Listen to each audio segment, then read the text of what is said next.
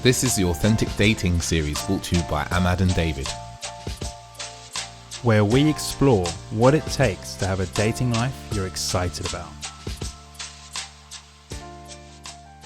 Hey guys, I'm David. I'm Ahmad. And this is the Authentic Dating series. We have a very special guest episode for you today with the amazing Stefanos Sifandos. Yeah, we had a recording with him it feels like a few days ago. I think it was a few days ago, where we really got into the inner details about the fear of rejection and how that influences men in their dating lives. And it was just such a powerful sitting to speak to a man with such wisdom and experience, and he really comes at the issue from multiple levels. I know, you hear about the fear of rejection and people are like, what do I need to do? He hits it on that level of what you need to do, hits you on the level of looking at your emotions and what's going on there and your beliefs, and also going into a level of a kind of psychological and physiological issue of where this kind of rejection and fear is just being held, and how you can kind of rid yourself of this on the long term. Yeah, what I really love about what Stefanos brings to this podcast is his personal experience, because everything that he's talking about, he's really coming from his own journey of discovering for himself, what is going on inside of him, what drives him as a man.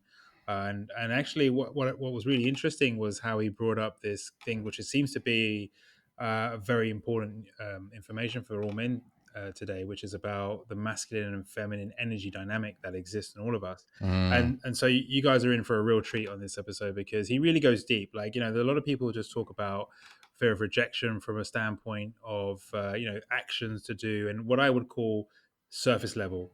Whereas I really feel not just feel, I know, having hosted this podcast, he went so deep, and even I on this podcast felt like he was I was listening and learning as he was talking. It was an amazing experience.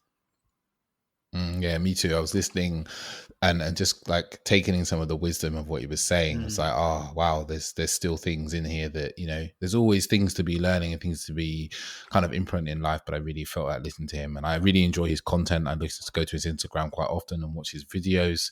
That will be in the show notes down below. I highly recommend you check that out, as well as our Instagram. Obviously, if you're a new listener here, we are Authentic Dating Series. I'm David, and obviously Ahmad. We both co-host this, and we're all about really helping men, basically empowering them in their dating lives.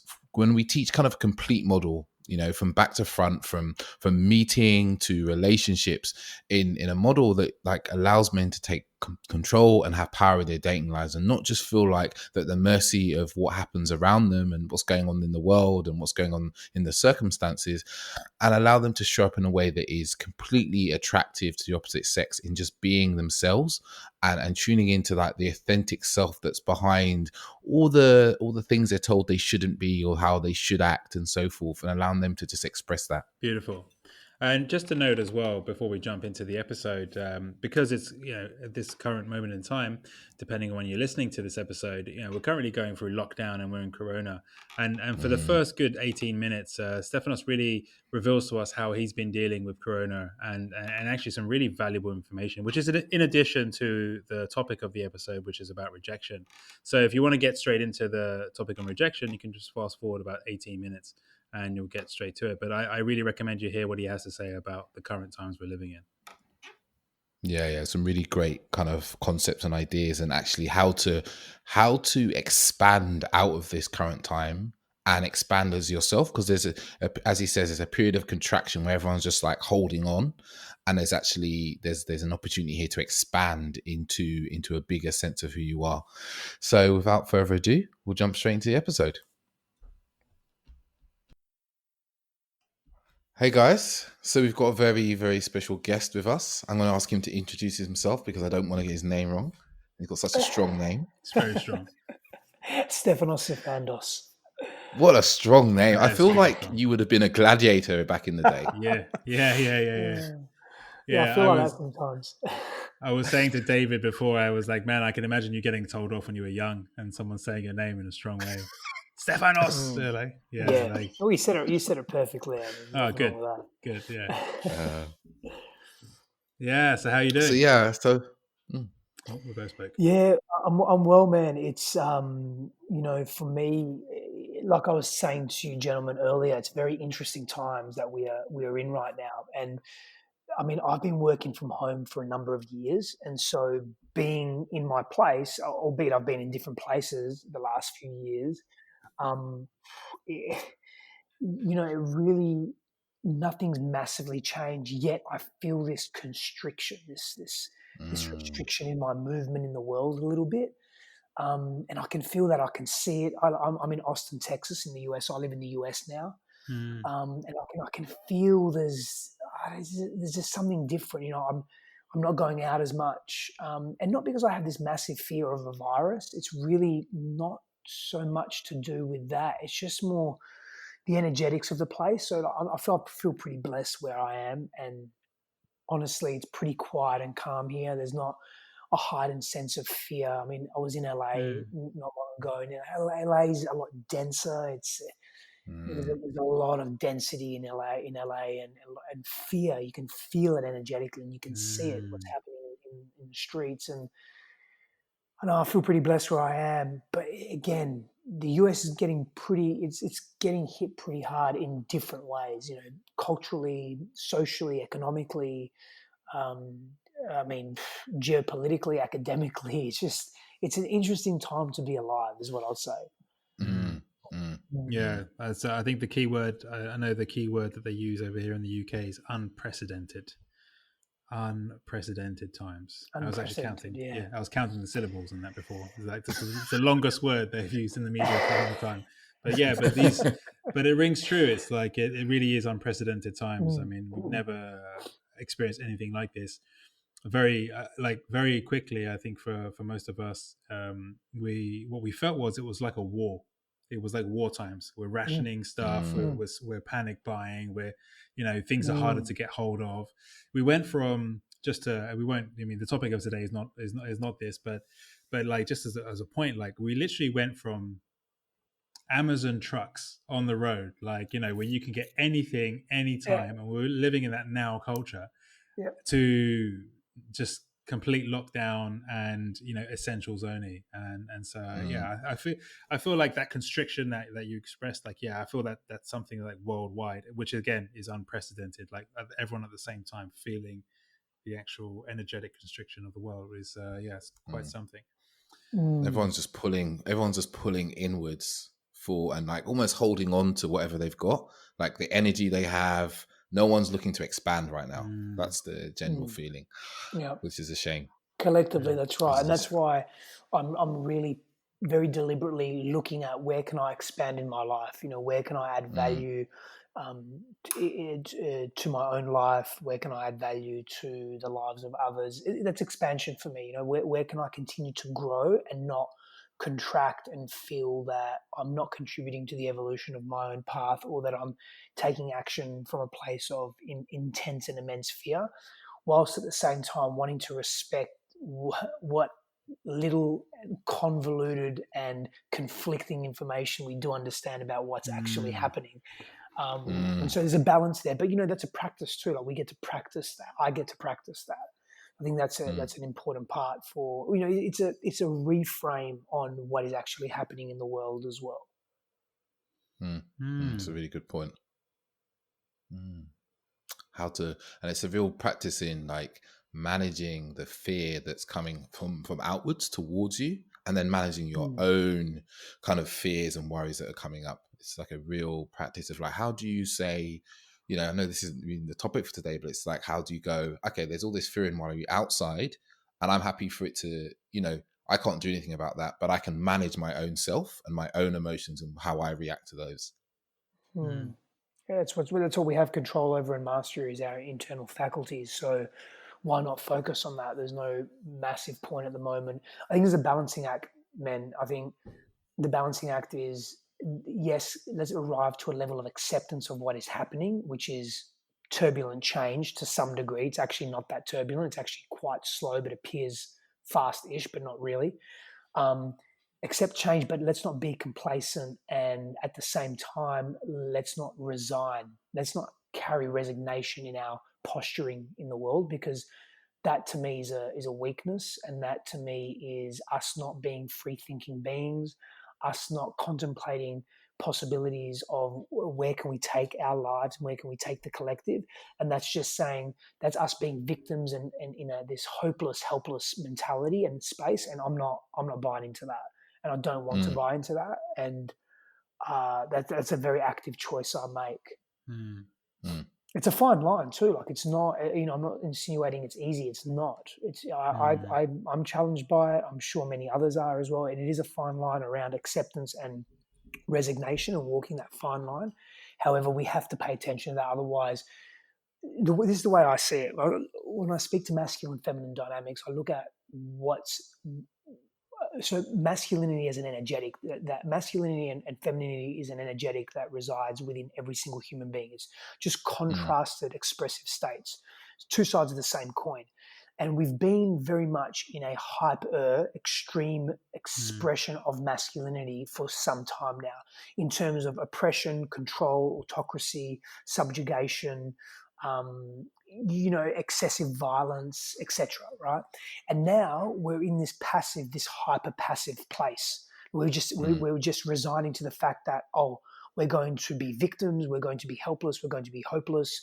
That's it's an extreme unhealthy feminine posture. So we're just oscillating between these extremes right now, and we've got to be aware of it in order to shift it and say, okay, well, what can we do to cultivate greater awareness within ourselves to then take action from a more meaningful, healthy place? And again, I'm not saying it's easy. It's fucking challenging. But if we don't start giving thought to this and attention to this, we're going to get stuck in a cycle that we're not going to be very happy with long term. Because we'll keep kind of oscillating between this. Something else will come along and we'll swing back into this because everyone has experienced this state and will quite quickly move back to it. Well, that was a powerful start to the conversation. I appreciate your words. It's not something that I considered from a masculine and feminine dynamic, but it's coincidentally we just ran an event, which we have these events we do called Man Up, and they're uplifting talks for men.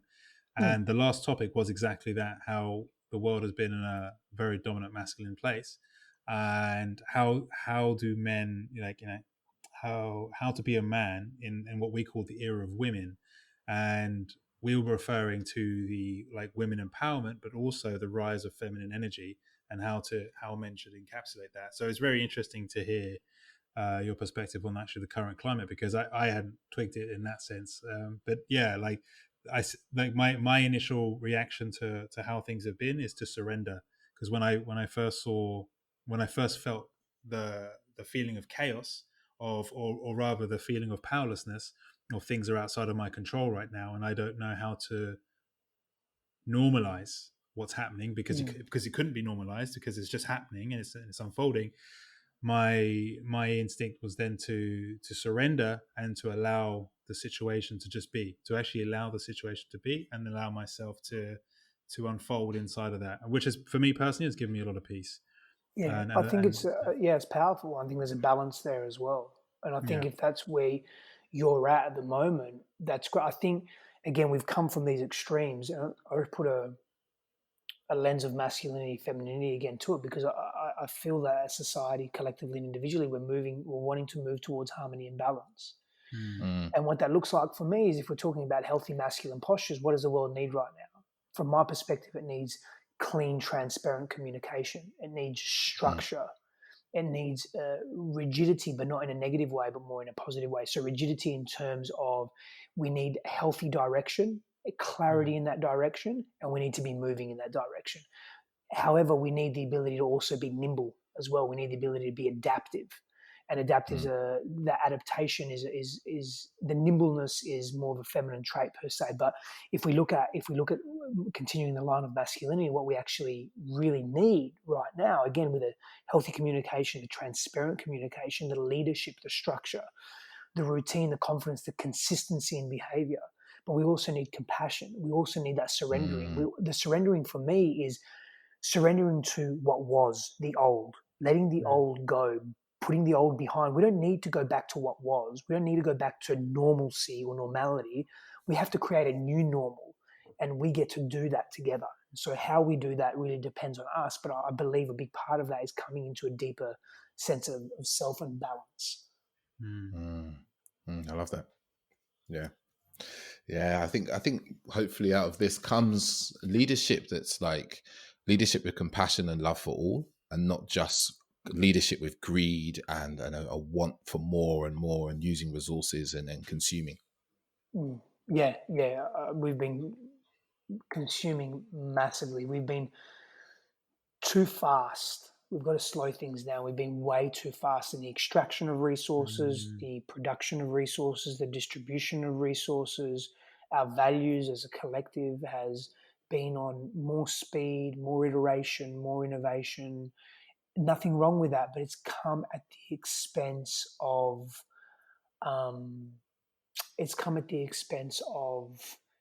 us compromising some very important values, such as our health, such as our families, community, such as abandoning Mother Earth, just which is our life support system for how we express in the world. So for our consciousness to be housed in outside of our bodies are housed in Earth. So there's a lot that's going on right now. A lot. Cool. So we actually completely forgot to ask how you got into the work that you do. We just jumped straight into the conversation, Stefanos. Yeah, I got into this field of work. So I've been interested in the human condition, the human mind for a very long time. Since I was a kid, I wanted to be the United Nations Secretary General, not because, as I grew up, I realized geopolitically the UN isn't necessarily the most reputable organization, and it's also not a bad organization by any means. I just started to understand more the reason as a kid why I wanted to be the leader of the UN, because I saw the UN as this global superpower that could end pain and suffering and hunger. And in my own childhood, I experienced a lot of that. So I thought if I could do that for others, then I would do that for myself. And so I had a yearning to really help people and support people and also myself on that journey and understand the human condition and the human mind and why we behave the way we do and how we think the way we think and, does God exist and what is God? Just asking some really big existential esoteric questions. And that never really stopped, and it hasn't stopped. I'm still asking big questions. I'm still seeking. I'm being more than I'm seeking these days, but I'm an avid explorer of the internal and external world. And so why I came into this essentially was pain. Our voids become our values. Our voids as children become our values as adults and what drives us. And I remember very succinctly Dr. John DeMartini saying that, and it really resonated true for me because I started looking at my life. I looked at how I was very isolated and disconnected and felt very alone and felt very, very weak as well, very helpless. And then as an adult, wanted to serve and wanted to be a voice for the voiceless and wanted to feel connection and unity and expansion in my own self and in my community. And that really drove me. And once I equilibrated all that and really cleared up the unhealthy shadow attachment to all that, I realized I still want to do this stuff. It still feels really good. And it was more than just being a neurological or behavioral habit. It was something that was one of the reasons why I felt I was here. And all the things that happened to me as a child actually will really happen for me. And as they happened for me, and I was able to realize that later and go through the feeling process and release the trauma somatically and feel and forgive and go through all that process and reframe, rewire, etc. I saw that I wouldn't be where I was without all of those experiences and more. And so that's really where, for me, this work started and continues.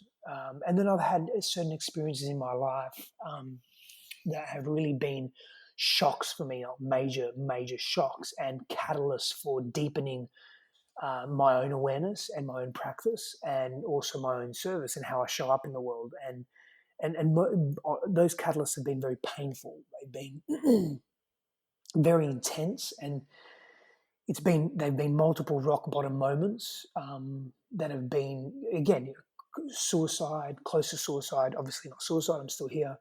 A complete reframing of self, loss of identity, loss of business loss of money, bankruptcy, like lots of loss, right? Stripping back the ego self, stripping back the layers of who am I really, and the identity and the way that I've been in the world. So just a lot, a lot, right? A lot. Yeah, Oh, wow. A lot of living. a lot of Yeah. living, a lot of living, and I'm very grateful for that. I really am. I'm really grateful for that. Wow. So it sounds like it's been some beautiful lessons for you.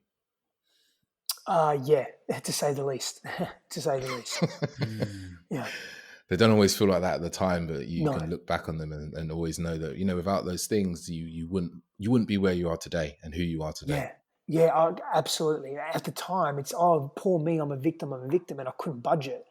But once I really went beyond that, I managed to budget. I managed to shift a lot. Yeah, and that was a really beautiful thing for me. That was that served me a great deal.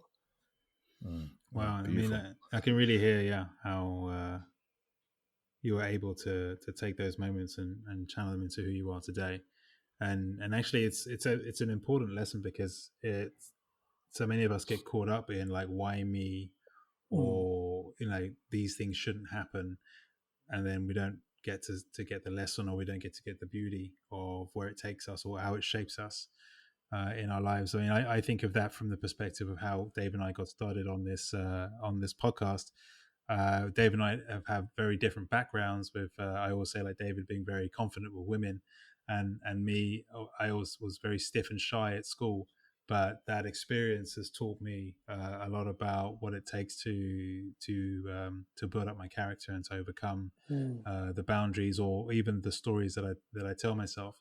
In fact, I think, like, one of my superpowers nowadays is I can feel awkward and just talk about it and share. It's not something that I would have recognized as being as a power before, but actually it just makes me more human in general. So I really love that. Yeah, thanks for sharing. I really love your open sharing. Thank you. And actually, I mean, it's great that we have you on for this for the topic of today. What we really wanted to get into, and as I was expressing to you a little bit earlier, was we interviewed, in fact, a whole bunch of our listeners to find out, like, what was really going on for them. And one of the key topics that a lot of men expressed to us was how they feared rejection.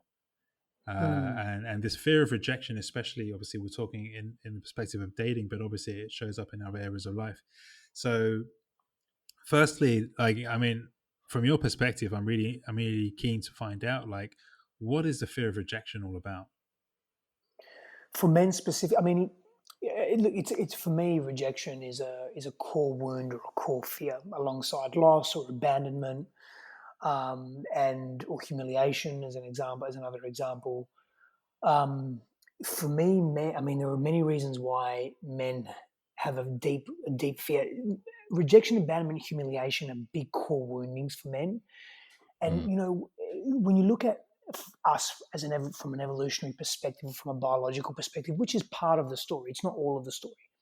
We're sort of built to, I don't want to say dominate our environment, but we're built to be masters of our domain, of our physical environment, particularly our physical environment. And so if we don't feel chosen, or if we don't feel chosen by the people in our environment, the people in the space that we are, if we're not adored, and it's not an ego thing per se, it's almost like it's I don't want to say hardwired, but it's almost like it's part of us, generation. If we aren't able to please others, right? So much of our self-worth is tied up in that, and so much of our sense of self is tied up in contribution, more than we actually know.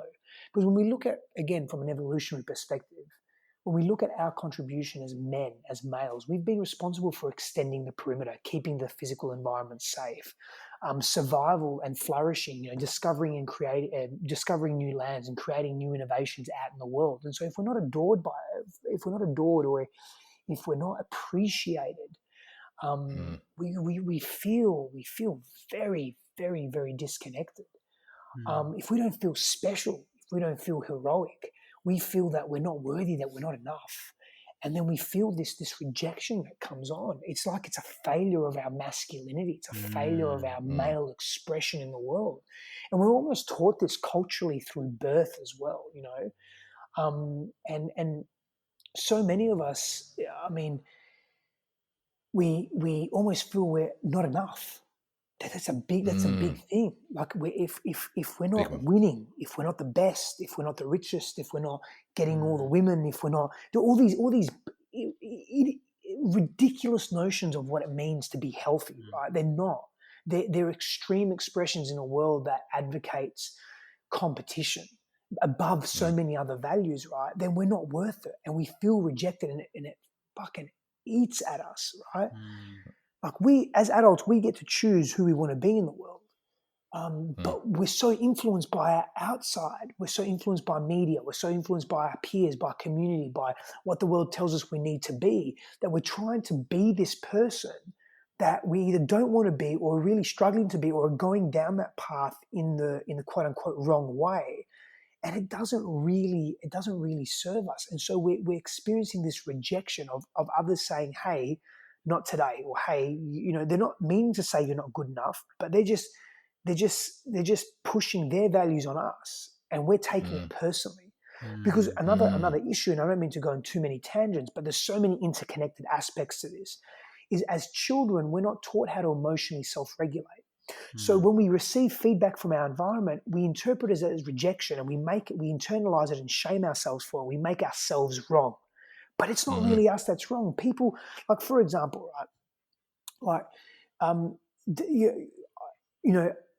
I say to you, you say to me, oh, Steph, I don't really like basketball. And let's just say I'm an avid basketball fan. And all of a sudden I start taking it personally. I say, what's wrong with you? What do you mean you don't like basketball? Why would you? I start taking it personally and say, man, basketball's so good. I'm trying to convince you to like something because I'm so invested in it. And I think that's so part of my identity that I think you're attacking me, but you don't even fucking know me. You just don't like basketball because all of these experiences that you've had leading up to who you are today has informed you that you're not interested in basketball. But we take rejection personally. I even argue, I don't even know if rejection actually exists, or if it's a figment of our imagination, because people come with preconceived values, ideas, notions, interpretations of experiences, unconscious and conscious, millions and millions and millions of bits of information coming through to us that we don't even process consciously, that inform who we are in the world and how we treat others, what we're attracted to and what we push away and repel. And so with all of that said, are we really being rejected? But let's continue the conversation of rejection. Like, why are we why do we experience romantic rejection? Some people say that men experience romantic rejection, or not just romantic rejection, but intimate emotional rejection more than women. I don't know about that, or they don't, or they do. I think we experience rejection based on how we are raised and how we interpret the experiences that we have, right? A lot of men, because they're not taught how to emotionally regulate, and that sadness and fear are not feelings to feel, most men suppress all these other ranges of feelings with anger. And so when we're rejected, we go to anger, and then that becomes an addictive cycle. It's like, oh, I'm rejected, angry, and we become addicted to the anger because the anger gives us power and control. And so we almost then unconsciously look for rejection because it gives us an excuse or a reason to be angry. So we feed the anger with the rejection, and so then we become addicted to the rejection, or we become addicted to the cycle, or the power, rather, the feeling that it gives us, right? But we have to understand that all of us struggle with rejection, and it's part of who we are, right? It's part of working through. It's part of working through stuff, working through our lives. I think rejection is normal. Yep. There's just something I want to clarify, because I know it's not something. I think what you said there was amazing. Like there was some really good points, but there was just one thing you said early on, which was about wounds. Just to clarify, what do you mean by wounds? So, for example, I'll use me as an example. So as a kid, I was in a very violent home. So very volatile, turbulent, violent home. Parents were violent with each other. Parents were violent with me and my brother. There was abandonment there. There was emotional unavailability and physical unavailability for my father. So that formed a wound that I carried into my adult life that was repressed and left unchecked. And so the psyche, the way it dealt with that for me was through coping strategies. We all use coping strategies, but we use different coping strategies. For me, I retracted for a period of time. I retracted from the world and became very shy. I was always wanting to make other people happy because I didn't want to upset anyone. Because I also learned very quickly that if I make my parents happy, then chances of me getting hit or hurt were less. And so it's a coping strategy, but that's a wound that I didn't really deal with. I didn't have a healthy outlet for. I wasn't seen. I carried low self-esteem, low self-confidence. Hit my teenage years, I became more aggressive. I had enough. I was bullied. I became the bully. I became aggressive. I started fighting a lot. I started getting my power back in a different way, in a hyper way, in an extreme way. And that carried on into my probably mid to late 20s. And then I started doing some deep work around that and started looking at, why am I behaving this way? Why am I so aggressive? Why am I so frustrated? Why am I so short-tempered, so impatient? Why do I want to fight all the time? And it was just repressed stuff. I was angry at my parents, angry at my upbringing, angry at whatever. And I had a lot of trapped anger. But then someone would say, but you're angry all the time. What do you mean you have trapped anger? But my anger wasn't being expressed in a way that was conducive to what was actually the core wounding, which was feeling abandoned, feeling not enough, feeling consistently humiliated, I had the gamut of core wounding, the fear of loss because I was disconnected from my family, my uncles and aunties, which I loved, that gave me so much security as well. So I had a lot of that, and I'm not alone in that. And man, most of my clients, their childhood has been a lot more intense than mine. It's not, and I'm not downplaying my experiences. I'm saying many of us, we have unresolved wounding. Yeah, I think you just made me realize that I must still have some wounding from when I was beaten as a child. Like I did, and I smile, but actually, like there's a resonance there of what you just said. I was like, damn, actually, yeah, I've done a lot of work on myself, but actually, there is still stuff there in that I haven't conceptualized in that way. So yeah, that's really good. Thanks. Yeah, and it's like when you were saying about emotional unavailability, it's like my father was, I've known this for years. My dad is just an emotionally unavailable man. And I saw how I carried that into my 20s and into my relationships. And I was always emotionally unavailable. And I can just see the havoc that it caused on my relationships. And it's like, it's only really in the last kind of, 3.5 years that I've really gone, the beauty of being emotionally available and vulnerable is actually deep connection with the women that I meet. And that is the most beautiful thing that I can really experience and bring to the world. Nice. Yeah. Rejection. Before we get sidetracked again, I know we can. It's a teacher. I feel with rejection, it's like a lot of the time there's an internalization for a lot of men around rejection, and it just slips into sadness. Like we coach guys in their dating. And a lot of the time there's a story around what will happen if they're rejected. And they carry this around. So you talk to them about, you go and talk to a girl somewhere in a bar, on the street, whatever. And they're like, no. If I get rejected, it's going to mean X, Y, and Z about who I am. She's going to think I'm this and that and blah, blah, blah. And when you really delve into it, there's this story that's been created out of fragments of movies they've seen, things they've heard someone else say, but it's not actually any experience they've actually had. And it can take so much to work through that, even when you get them into situations where they don't experience the rejection and it doesn't happen, because there's also times where there's the interpretation of rejection that hasn't actually happened. Because we're so attached to our story, we want to be right so much about being rejected all the time that we start to just make it up in the world. Like, oh, look, someone looked at me, they rejected me. I tried to buy something with someone and they didn't really want my money, they rejected me. And it's like, it's that replaying of the story that we have that really causes more damage than any kind of real kind of quote unquote rejection, which, I feel like we all kind of agreed that rejection of yourself and who you are doesn't really happen. It's more a rejection of what you've put on offer. What we feel is being rejected. Yeah. So we need to understand. We need to understand that rejection is something that's very. It's biological, right? And it is psychological, but it's also It's biological, and the human brain often is faced with rejection, and when it is faced with rejection, it falls apart because it's as I mentioned, it's one of the core human fears, alongside abandonment and loss as two examples. And as we have this inclination to belong, to be part of the in-group, because it's an in-group, out-group mentality, right? Which is very, very important to understand. We never want to be part of the out-group. We never want to be part of the out-group. Being part of the out-group means that we're not going to probably survive. And so it's very visceral for us. It's very painful for us. And so we want to belong, this sense and this inclination, biological and cultural, to belong to a family, to a peer group, to a community, to society, to a loved one, to children, whatever it is. And fearing rejection from any of these major groups that we want to be a part of, it almost makes us paranoid. Now, if we, it confirms our worst fear, essentially, that we're not lovable, that we're not good enough, that we're of little value. And when these fears, these thoughts, they get momentum in our minds, especially if we don't have healthy ways to deal with them and ways to express them and move them from our bodies, we get fucking hooked on that. And so in getting hooked on that, we create scenarios, micro scenarios within our environment to prepare us for something more. So our brain is a pattern recognizing machine. Our brain looks for patterns that it's familiar with that possibly could be unsafe in order to protect us. And so it's almost looking for this. And we have to break that habit. And the way we break that habit is that we realize that we're more than that rejection. That's one of the ways. Obviously, we begin with awareness, right?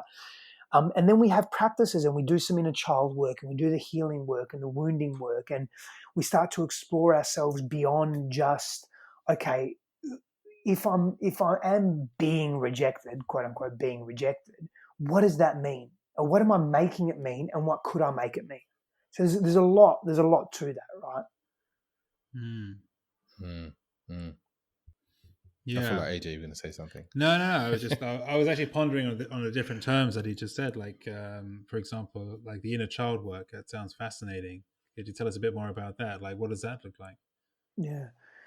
So when we're talking about trauma and we're talking about trauma-informed therapy, we're looking at how our past experiences to some degree shape who we are today.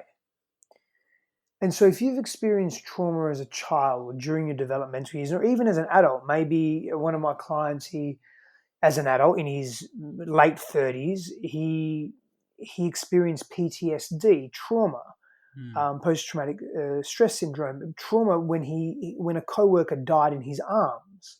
Wow. And that was traumatic for him. And so that as an adult in his mid to late 30s.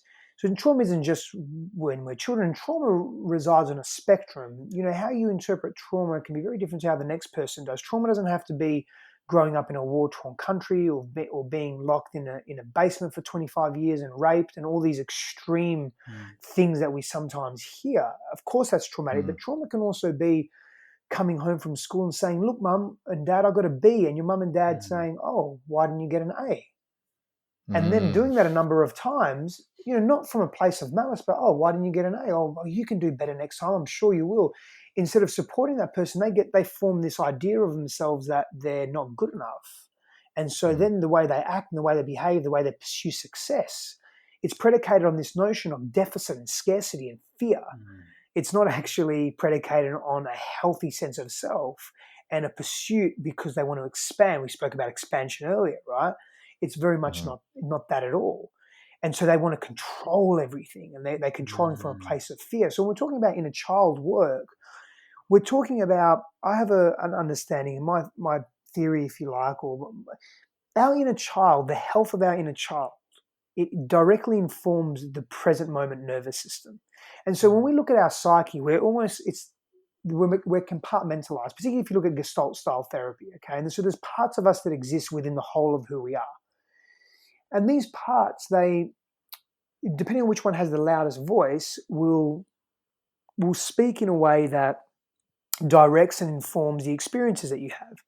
And so the health of our inner child, that little boy or girl that experienced turbulence or violence or trauma of any kind, if they feel unsafe, they'll constantly be pulling and nagging at your nervous system, i.e. your stress hormones circulating through your body, in a more consistent way to prepare you to be ready for more trauma because it's unresolved. And so they don't feel safe, and so they want to be prepared. And so how they feel safe or how they feel safer is by being prepared or being on edge. And so you know that when you're on edge, like all of us know when we're on edge, we're scattered, we're not approachable, we're irritable, we're sad, we're angry, we're in fear, we are erratic, we're irrational. We're more towards that than we are rational, grounded, safe, consistent. We move away from those more stable emotions or expressive states. And so if we can have conversations, literally as adults, have conversations with those little parts of us, and there's different techniques that I use with my clients as well, psycho-emotional techniques and deeper practices where you're communicating with that inner child and helping him or her feel safe and going back, not to relive traumatic experiences, but to express the feelings that were suppressed at the time because they were interpreted as too much by the brain. So we interpret the world in two ways generally, cognitively and intellectually, where we're laying down neuronal pathways, and then somatically, viscerally, cellularly. At a cellular level, we interpret the world. So trauma, for example, is not just stored in the mind as memories, explicit or implicit, known or unknown, but it's also stored in the body at a cellular level. So you can rewrite the stories of your past. That's great, and reframe and rewire, and because the brain's very plastic, and forgive your parents if there's a parental issue there and so forth. But if you don't release those trapped emotions that were like in shock, that fight, flight, freeze, that weren't properly expressed at the time and didn't move through your nervous system, that still influences how you behave. And so there's more than just one component to releasing trauma. So you can have the conversation with your inner child, but then you've got to do the somatic work. So breath work can shift that, particular styles of shaking, anger release work, emotional release techniques. And these help move the energy through somatically because it's that trapped energy, right?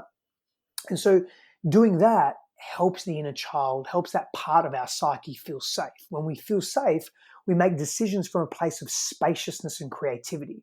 When we're in fear, we're restricted. Like right now, the world's in fear. What are we doing? We're reacting. We're not responding, we're reacting. Now, I don't think there are many heads of government thinking, okay, we have a situation here. We weren't prepared for it. We have to respond fast to it. Let's not come from fear. And at the same time, let's observe the holes in our systems and the gaps in our systems and potentially move to rectify them at the same time whilst we're being responsive. We're in survival mode right now, so we're not doing that. We're not carrying healthy foresight, which is a masculine trait. We're being highly reactive right now. And so we're panicking, coming from fear, and we're trying to build surplus or abundance back. We're trying to be, governments particularly are trying to be seen as the heroes, and it's good, but it's also, I don't want to use the terms good and bad. There's healthy aspects and unhealthy aspects to it. So back to what I was saying about the inner child, as you asked. So we want to be working with that inner child on a regular basis, because then it fortifies our wisdom and it fortifies and makes us more resilient as human beings. And we don't take things so personally because we have a deeper understanding of what's actually happening. And instead of showing up to a relationship, an interpersonal relationship, or even a relationship to ourselves from fear, and when say, we've all been in an argument or a confrontation with a loved one, maybe a lover or a beloved, right? And they're expressing their fears, and maybe they're getting a little heated, and then all of a sudden you get heated and you start getting triggered. That word triggered, your stuff starts coming up. What do you mean? Well, maybe it's my fault. Maybe it's me that's not good enough. And then all of a sudden you start reacting from that place. But it's actually got fuck all to do with you. It's just that she's expressing her pain and fear, and she wants you to just listen and hold space. And it's not the old adage that a woman only wants you to listen, not at all. But she's not blaming you. She's not directing anything at you. But you're reacting or responding in fear because you haven't dealt with that stuff. Now, when your inner child is settled and safe, your inner child knows, and the parts of your psyche know that this woman is expressing. I don't have to take this personally. How can I sit here and really serve her? And you're not coming from a place of fear. You're not coming from a place of pain. That's what you don't feel rejected, or you don't feel not good enough because you've done your inner work. And part of that inner work is working with the inner child. Now, I've said a lot there, so I hope I haven't gone off track, but I haven't gone down too many rabbit holes, and I hope I've succinctly answered your question. It's amazing answer, but it's true. It's like if you I look for, when we go back to rejection, it's like if like I've been in this place multiple times over the last 10 years of my life where a woman I'm with is just like describing what's going on for her. Like, oh, I'm feeling this way. And 10 years ago, I'd be like, fuck, this is all my fault. What did I do? How can I fix this now? What do I need to say? And then I would even go a step further and be like, okay, I need to counterattack. I need to hit her with some stuff that she's done. Then she'll either like nullify what she was talking about, and then I'm making it about me. Whereas now, as you said, like holding space, which I always I tell people about that. It's like I'm holding non-judgmental attention for someone else. I'm just holding the attention, and it's like it's a bubble of attention that I'm holding for this person, and it's not about me. There's no judgment in there, and it allows a woman just to like release whatever emotions there for her, like crying, shouting, whatever it may be, and you can just be with that. You can take it on with like loving care and compassion. I love it. Yeah, beautiful. Yeah, I can definitely relate. I've I had a thing like years ago where if I'm in a relationship and there's any upset, my first instinct was, oh, this is done. Like my reaction is like, oh, this is finished. This is like any small, there's no point, so you may as well leave. And my whole thing was to just push away. And actually, I became very, in those moments, in fact, I didn't see this in my character until I was in a relationship. And when that would arise, I would become very vicious with my words. Like I could be very abusive in terms of like really pushing people away. And that actually shocked me, and that actually really made me aware of something that was underlying as an issue. But it really resonated with that from what you were saying. I mean, I had a question actually about like, what's the best way for any man to overcome his fear of rejection? But I think you've spoken into like a lot of the different tools and aspects. But is there anything else you would say, especially I suppose to someone who has heard these sort of concepts for the first time and is like now going, wow, I didn't realize that, one, that there was something I could do about this, and two, like that there was opportunities out there. Yeah, I mean, I think simplicity is key, and so I would say confidence. Okay, so outside, working with a therapist or a shaman or a healer or a spiritual guide or a support group and doing your own reading and doing your own personal practices and all of that, right? But outside of that, cultivating confidence. And then people may say, well, how do you cultivate confidence? Well, you can start with the aesthetics, start with the physical.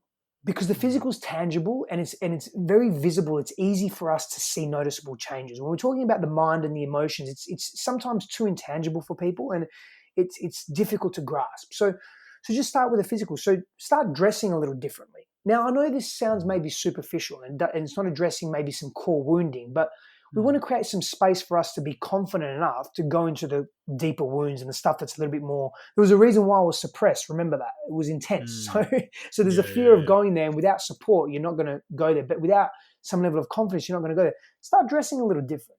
Dress to your body shape and dress to wearing certain colors. I mean, psychologically, you can do the research. Just Google what colors are most appealing to the human eye, and you'll see what colors are most appealing, right? I would also start moving your body, train, exercise, strength train, build muscle, not to be aesthetically appealing that you look amazing and be 5% body fat and have the best deadlift in the world and you're the fastest runner or you're the best fighter or any of that stuff. It's not for that. It's because when you take your body when you discipline yourself to wake up every morning or create a routine in your day that challenges you, because training hard is a physical challenge. And it requires discipline. It requires self-respect. It requires motivation. It requires focus. All those attributes that you're cultivating and developing makes you a more resilient human being. It gives you insight and trust and confidence into who you are. And then you bring that confidence into the world, not in an arrogant way, but in a way that is actually in humility. People outside of you will notice that. The feminine will notice that and is attracted and magnetized towards that. That will then build on your confidence. Now, we just got to be careful we don't slipstream into arrogance or ego too much. not ego as in ego is a bad thing. Ego is great. It's just, I'm talking about arrogance, the shadow expression of ego. Okay, ego is just the way we identify in the world. And so start there. Start with building confidence, and then you'll notice that you're not so easily susceptible, if that's the right word, to rejection. You're not going to need to control so much. You're not going to have a fear that you're going to crumble, or that you need to resort to any extreme violence in order to have control of your environment. You get to learn how to say. I would also say start practicing saying yes and no. What I mean by that, and this is for everyone. But own your no's and own your yeses. So if you're a full yes into something, say it, speak it into the world. If you're a no, don't be a people pleaser. Don't say yes because you don't want to let anyone down. You have to practice saying no with healthy boundaries and compassion and understanding, and know that you're not always going to make everybody happy. I often say, and whether you're religious or not, it's irrelevant. I'll just use this as an example. Not even, and I don't mean this facetiously in any capacity, but not even Jesus could make everybody happy. He was crucified on the cross. And when you read agapistic ethics, when you read the New Testament, you understand what his ethics were promoting, which are very similar to so many other spiritual religions and spiritual practices across the world. You think, well, how would he be crucified for that? Like, it's just a beautiful connection, community, because you can't make everybody happy. You start to really understand that and believe that. Your beliefs start to inform your personality. Your personality begins to inform your relationships and how you move through the world. This is an important thing to understand, but just start with moving your body and dressing a little differently. Literally. And I don't mean, again, nothing wrong with the aesthetics. It's more for the virtues and the characteristics that you're building along the way through the process. That's the power in that. And that will help open up the space to delve deeper into why you're really struggling with rejection. Beautiful. Yeah, really powerful. I really like you say about discipline. It's like I used to train a lot, 4 times a week in the gym, a couple of times a week playing football. And what it built up in me was a belief that I can change things because I went from one body type to another, and I could discipline myself when it came to the food and the exercise. And it's strange because a lot of people always look at guys that go to the gym and often think, they're just like arrogant and vain and blah, blah, blah.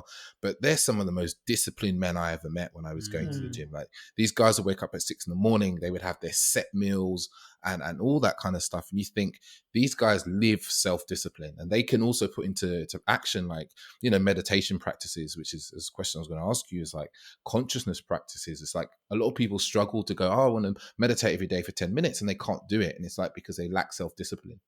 Yeah. And so, when people start seeing the physical results that training can give you, how you're sleeping better, you've got more muscle on your shoulders, or your legs are getting bigger, or whatever it may be, you feel stronger, when you're wrestling and playing with your friends, you're like, oh, that feels good, I feel better. You start to see those tangible improvements. You then want to do more of it. And then you're still cultivating and creating more of these very healthy attributes, such as discipline, such as self-respect, such as self-honoring. It's really powerful. Yeah, beautiful. Yeah. Beautiful. What about kind of awareness practices? What sort of practices do you recommend for men? So I'll give you a couple of generic ones. You mean awareness practices for what though? Just cultivating deeper sense of awareness of one's environment and oneself. Yeah, exactly. So our ability to focus in a world that's very, very busy and basically the whole world's becoming Vegas on steroids. I mean, you've ever been to Vegas, but it's sensory overload, right? It is. And so in a world that's very distracting, whether it be ads coming up on your computer screen, or when you're working, or when you're scrolling or watching something, whether it's ads, media, whatever it may be, we have to retain our ability to focus. So there's a nice little meditation, nice little practice that I recommend to many people, particularly those that are wanting to cultivate a deeper level of focus, is a lit candle meditation. So basically, light a candle. So you can be in a dark room. You don't need to be in a dark room. You can be in a lighted room, but light the candle. Sit approximately, I want to say at least 4 or 5 feet away. At least sort of 2 meters away, around there. 2 meters away from the candle, at least. 3 meters is fine as well. And just stare at the candle. Sit, lengthen spine, stare at the candle. Just stare at it. You can blink, but just stare at the candle. Don't move your gaze from the candle. Start with 1 minute. If that's too much, start with 10 seconds and just keep building up. And over time, every day, just keep building up. And it doesn't matter what you're thinking about, it doesn't matter what's going on in your brain, your mind, just keep looking at the candle. And that will help cultivate, help you retain focus, give you that discipline. And focus helps expand awareness, because you look at something internally or externally long enough to become more aware of it. And there's a parallel drawn. It feeds, skills are usually cross-referenced in ourselves. So, for example, if you're applying for a job in a new industry, people will say, oh, you can apply for that job because your skills that you've learned in that industry are relative to this industry as well. It's like a cross application, right? So it's the same with our internal selves. If you practice focus there, focus will be able to be cultivated in other areas because you have a real life experience of it. Again, we're coming back to building confidence too. Beautiful. That's so simple. Such a simple technique. Everyone can find a candle. Everyone can light it. Yeah. You just be willing to spend, whether that 10 seconds or 1 minute or 5 minutes, just looking at it. Yeah, I love it. Yeah, for sure. Yeah. Beautiful. Oh, well, just before we finish up, do you have any book recommendations that you think would be very useful for people? Oh, on rejection itself, I'd have to think about that. I've got so many books back in Australia that I've got a few books here, but I actually got one on rejection. I can't remember what it's called. It's back. I've literally got a suitcase which is about 100 pounds, 50, 60 kilos probably of some of my, and that's not even all of my books back in Australia that I have to get my friend to FedEx to me. Let me think. Oh, rejection. You just, any book particularly, or something specifically on rejection? I'd say any book, particularly. What book do you recommend? Fire in the Belly. Fire. Sam Keen. It's a fucking epic book. It's on masculinity. Fire in the Belly. Really good book. Really good book. I loved it. It's an older book, but it's a good one.